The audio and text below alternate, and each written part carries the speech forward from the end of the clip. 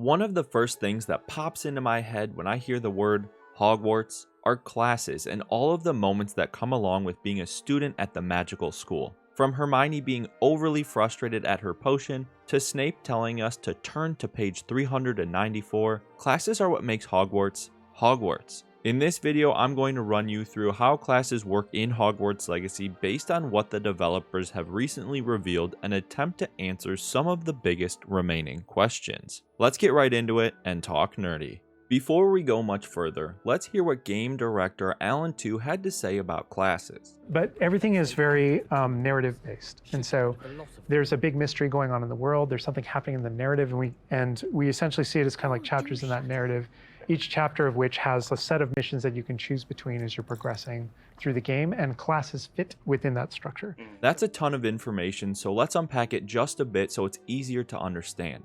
Classes are based on a narrative chapter system, not a day-night cycle that is directed by real time, although a day-night cycle is confirmed to be in the game.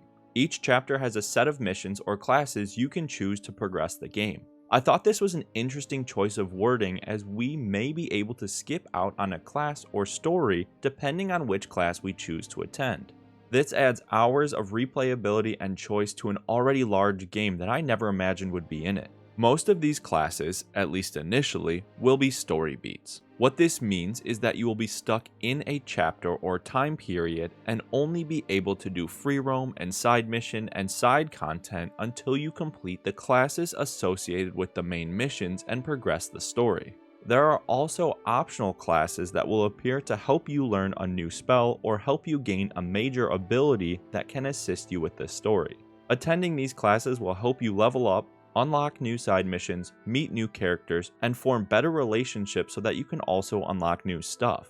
It was also confirmed by Alan Two that some of these side missions or activities that we get from classes could block the story missions. Take a listen to what he had to say. There's a bunch of things to do, and when it comes to class, as I mentioned earlier, it's not just kind of like the mainline stuff. They're kind of like extracurricular assignments, some of which are optional, some of which are kind of like blockers for main mission. Kind of like you can't go on this mission until you have this spell. And all of this new information has my gears spinning and brought me a few new questions that I will attempt to answer, and a few new ones that I'm still curious about and would love to get your feedback on in the comments below. How many classes will be in each so-called chapter of the game? We currently have 6 confirmed classes in Potions, Defense Against the Dark Arts, Herbology, Charms, History of Magic, and Flying class, but we also have a few other classes that we have seen in trailers but aren't confirmed yet. That's Transfiguration, Care of Magical Creatures, Divination, and probably even Study of Ancient Runes based on our character being able to wield ancient magic. We have already seen an intro sequence for Potions with Professor Sharp, Charms with Professor Ronan, and Herbology with our still unnamed professor, so I would say that there would be at least 4 or 5 classes that we will need to take in the first chapter alone to advance the story, as we are being introduced to all of our new professors. After being introduced to these professors, it could be anywhere from 3 to 6 classes that have a story beat with them that we need to complete before continuing on to the next chapter of the game. By classes, I don't mean specifically having 3 classes in Charms with Professor Ronan, but there could be 3 different subjects that you could need in that chapter before progressing. You could be offered 4 or 5, 1 in each category, but you only need to complete 3 to move on. How will the actual class structure work? After seeing those professor intros that I just mentioned, I can imagine that there will be an intro sequence at the beginning of the class tasking you with something to do. Perform a spell, make a potion, or try to turn your pet rat into a cup. Then we will be led by a prompted tutorial, as we see here in the Potions class, while being shown the controls on how to stir your potion. After we complete that task at hand, we'll have a short cutscene that either gives us another task to complete and the cycle repeats itself, or the class will end and we unlock a new spell, potion recipe, or ability. Will our choices throughout the game affect future classes? The easy answer I'm going to say is no. The more complex answer is yes, in a way. I say no because I don't think future classes will change depending on what you did 3 classes ago. I think they are all set story pieces that haven't had 2 or 3 options recorded and give you a different option based on which class you pick.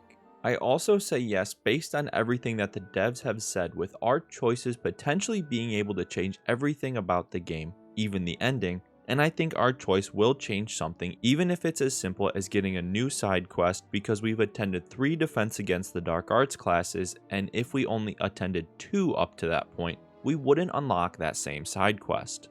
Here are my few questions that I would love your help answering because I just can't wrap my head around them. What will happen if we choose to skip one of the classes in a chapter?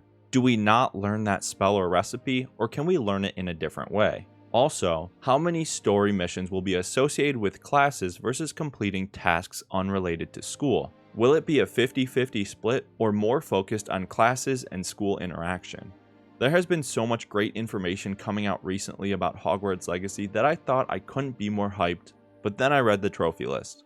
I made a video covering some of the huge reveals from the trophies that exclude story spoilers, so if that interests you, go give it a watch.